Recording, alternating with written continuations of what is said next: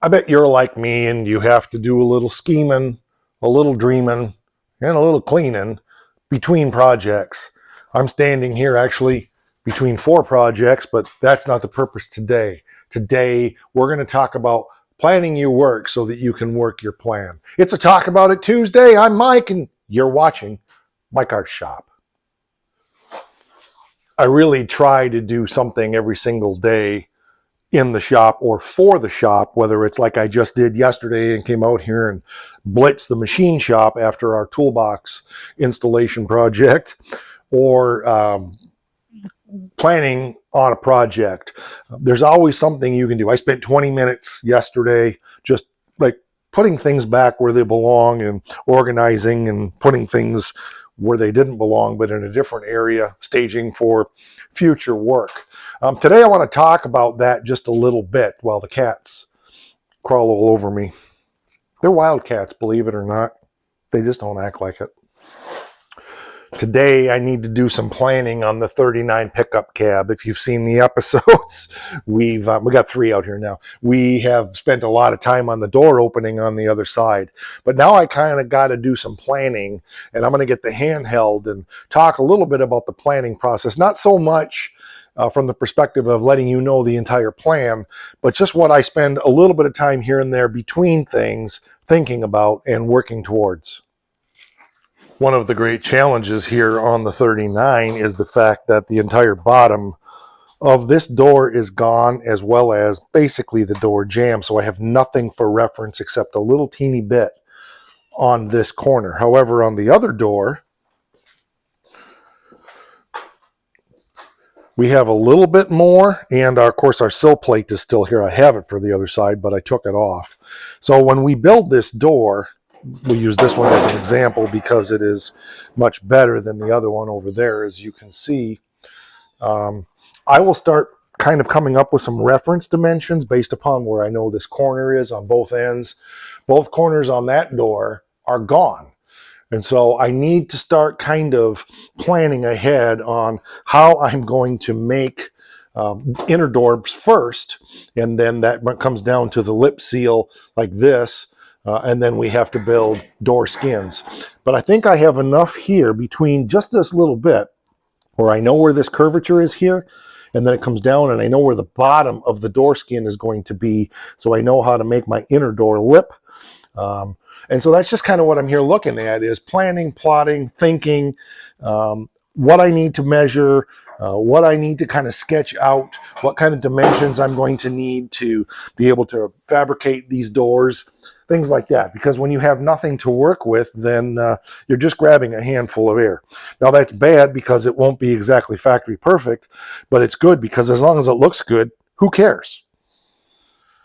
I have just a little bit of time. I just put the chicken marinating for supper. Becky's going to be late tonight, so I had just a little time to come out, and I'm just planning ahead on the next chunk.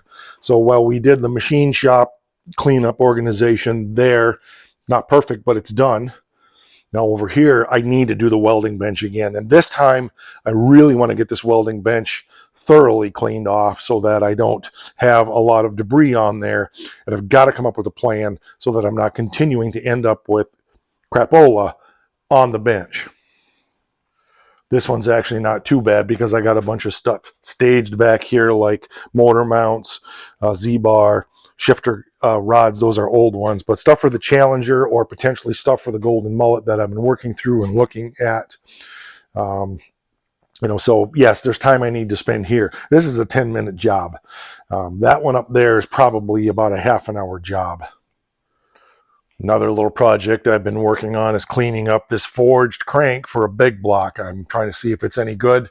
It had some surface rust, so I'm just working on getting it cleaned up and polished up. Right now it's really dirty because it's got a lot of rust protectant on it. It's actually a lot better looking than what it looks like. But this lathe is perfect for this because I can turn it down really slow. It doesn't spin real fast. Well, that's as fast as she's going to go there, so it's very workable. I'm obviously not working on journals, but I have been working on the mains, and then the journals we'll do the old-fashioned way with a strap and the polishing paper, stuff like that. You see me do that work here before. I just want to clean this crank up and find out exactly what its dimensions are. So that's another little project I'm chipping away at between things. Something else I've been working on is this toolbox and getting things organized. I did move all my spinny stuff in here. I don't have it organized yet, but it is all in the drawer now. And I also have my measuring stuff is here. Calipers are puzzling me. I've been looking around for those. I know they're here somewhere. I always put them back in the case, so that puzzles me a little bit. But at least all my measuring stuff is starting to accumulate in one drawer. I have some more, but I got to gather it up. And that's what I try to do is, okay, I got 20 minutes. Let's go out and do some little bite. It's not a big project. It's nothing I usually film, but it's things that I do out here to try to keep the momentum going whenever I can, to keep the shop moving forward, to just so that when I come out, it's closer to being ready to just dive into a project and do what needs to be done here in the shop, so that when it comes time to film and do project, we're ready to just rock and roll all night and party every day. Of course, as this one says, you got to keep your motor running. So my question to you is, when you're not in the big stuff, what do you do to take little bites out of things that aren't the project directly, or maybe things related to the project, but not anything that you're going to come out and just dive into and start cutting and welding or things, but like I was doing on the cab, just kind of looking at that door, and I need to go back and visit that and spend more time with it. I've got similar stuff I need to do on the Challenger. It's time to step back and take a good look at stitches and say, okay, we're getting close to getting this thing off of the rotisserie. What do I need to accomplish next in order to make that happen? I think I know, but I haven't taken time to look at it.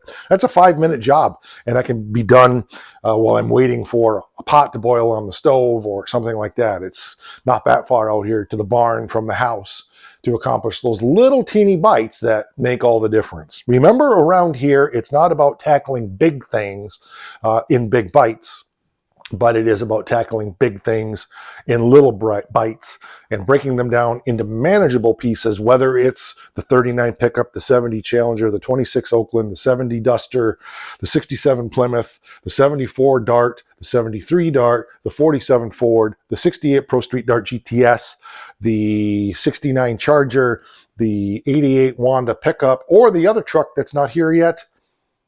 And I know I've missed a couple more. That's good. There's a lot of projects here, and yeah, it keeps me out of trouble. I thought it would be fun today to just share something a little different on a Talk About It Tuesday and share more of the philosophy.